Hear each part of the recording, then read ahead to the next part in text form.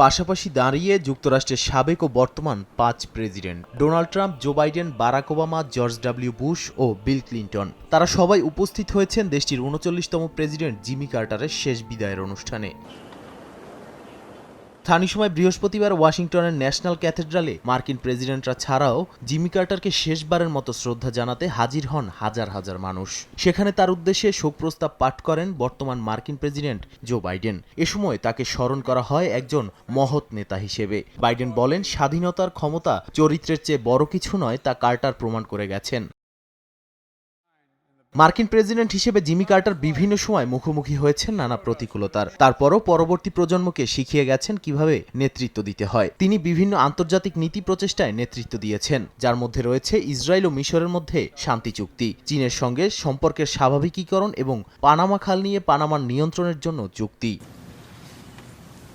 গত ২ দিনে যুক্তরাষ্ট্রের ক্যালিফোর্নিয়া ক্যাপিটল রোটান্ডায় গিয়ে কার্টারের মরদেহের প্রতি শ্রদ্ধা নিবেদন করেন লাখো মানুষ। শোকসভায় অংশ নেওয়া বহু মানুষ কার্টারের সততা ও মানবিকতার প্রশংসা করেছেন। তিনি যে ধরনের চরিত্র নিয়ে দেশ পরিচালনা করেছেন তা বর্তমান রাজনৈতিক পরিবেশে বিরল বলে মনে করেন অনেকে।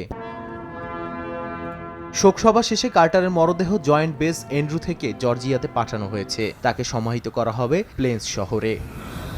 নাদিম মারজান, সময় সংবাদ।